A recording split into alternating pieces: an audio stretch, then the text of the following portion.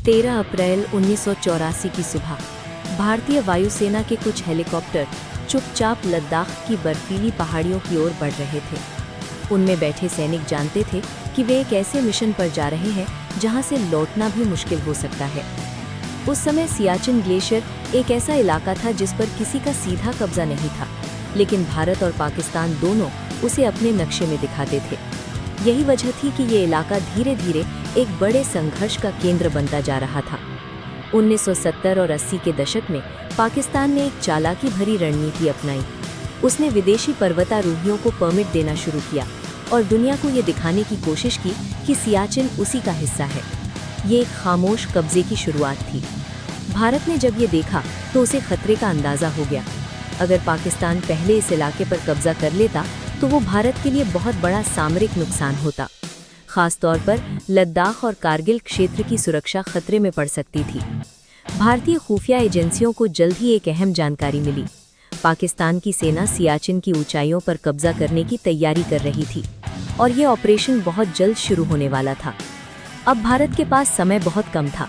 या तो वो इंतजार करता और खतरा उठाता, या फिर दुश्मन से पहले कदम उठाकर पूरी स्थिति बदल देता। भारतीय सेना ने दूसरा रास्ता चुना और इसी फैसले के साथ ऑपरेशन मेघदूत की योजना तैयार की गई। ये एक ऐसा मिशन था जो दुनिया में पहले कभी नहीं हुआ था। सियाचिन ग्लेशियर समुद्र तल से लगभग 20,000 फीट की ऊंचाई पर स्थित है।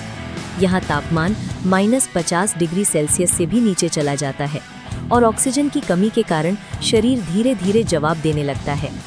यहाँ लड़ाई सिर्फ दुश्मन से नहीं होती, यहाँ हर दिन मौसम से लड़ाई होती है, जहाँ बर्फीले तूफान और ग्लेशियर की दरारें हर कदम पर मौत लेकर खड़ी रहती हैं। 13 अप्रैल 1984 को भारतीय सेना ने ऑपरेशन शुरू किया। वायुसेना के हेलीकॉप्टर सैनिकों को ऊंचाई पर उतारने लगे।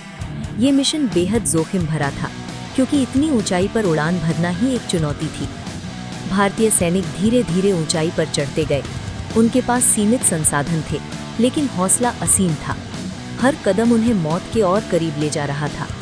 कई सैनिकों को ऊंचाई की बीमारी का सामना करना पड़ा, कुछ को ठंड ने जकड़ लिया, लेकिन मिशन को रोकना अब संभव नहीं था।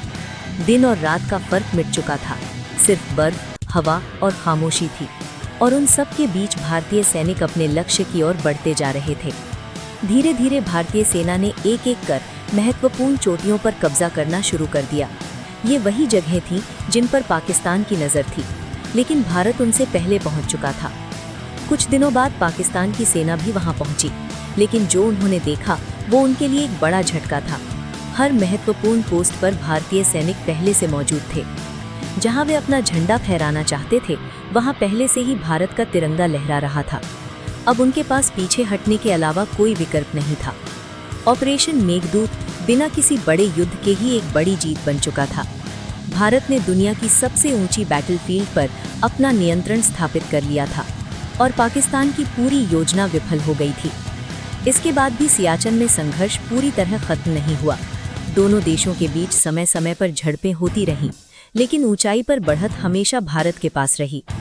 आज भी सियाचिन ग्लेशियर पर भारतीय सेना तैनात है, जहां सैनिक हर दिन -50 डिग्री में देश की रक्षा करते हैं। ये दुनिया का सबसे कठिन सैन्य तैनाती क्षेत्र माना जाता है।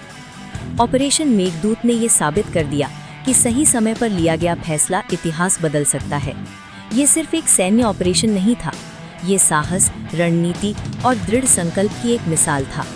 इस मिशन ने भारत को एक बड़ी सामरिक बढ़त दी और दुनिया को दिखा दिया कि भारतीय सेना किसी भी चुनौती का सामना कर सकती है, चाहे वो दुश्मन हो या प्रकृति। यही वजह है कि ऑपरेशन मेघदूत को आज भी भारतीय इतिहास के सबसे सफल सैन्य अभियानों में गिना जाता है, जहां बिना बड़ी लड़ाई के ही एक निर्णायक जीत हासिल की गई और भारत ने दुनिया की छत पर अपना झंडा कायम रखा।